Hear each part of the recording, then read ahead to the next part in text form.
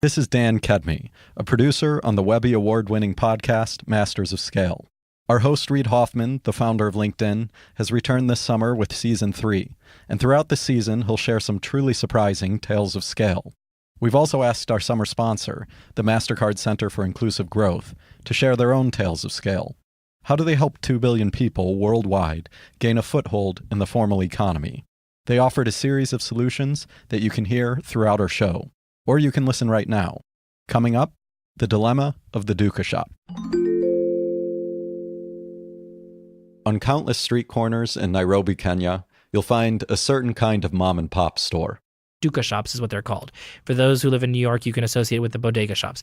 That's Parag Mehta, the Executive Director of the Mastercard Center for Inclusive Growth. And he loves talking shop about Duka shops.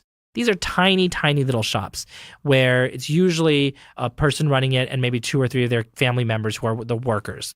Parag and his team at Mastercard are interested in how the owners of these tiny little shops restock their shelves.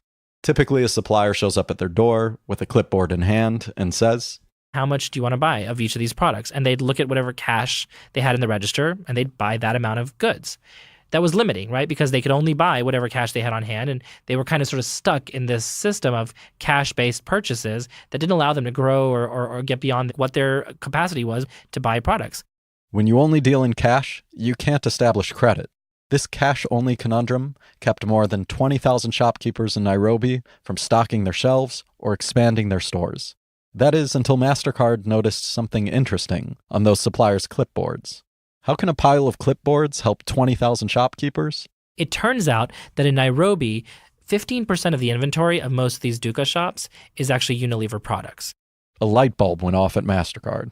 Wait a minute, you at Unilever have something very valuable, which is you have transaction history. You have months, maybe years of data about each shopkeeper and their ability to buy stuff. We could use that as a proxy for credit in sort of the traditional Western sense.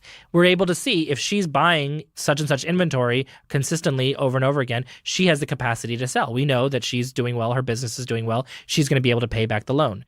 Mastercard partnered with Unilever and brought on a local bank in Kenya to offer 20,000 shopkeepers their first line of credit and a lifeline out of the cash-only economy.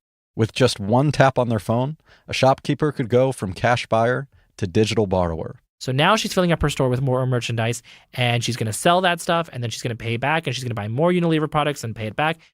Suddenly, the shopkeeper doesn't just have a transaction history, but a real-time credit history. And that means banks can reevaluate her creditworthiness as new evidence rolls in. The bank loan officer is going to look at that and say, wow, that's better credit history than I have on most people that I make loans to, because this is real-time information about borrowing and paying back that I can actually use to assess your creditworthiness.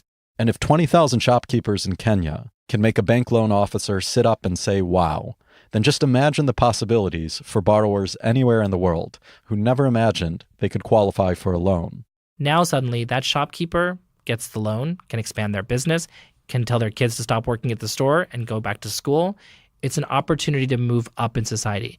And what we are counting on, what we're betting on, is that these Jaza Duka shop owners and people like them all over the world, these high potential micro entrepreneurs, are strivers. They're the people who are not just going to become more successful and prosperous for themselves, they're going to bring along an entire community with them. They are a catalytic force for economic growth.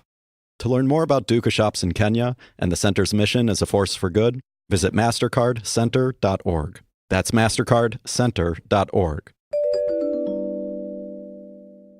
Want to hear more Tales of Scale? Subscribe to Masters of Scale on Apple Podcasts or wherever you listen.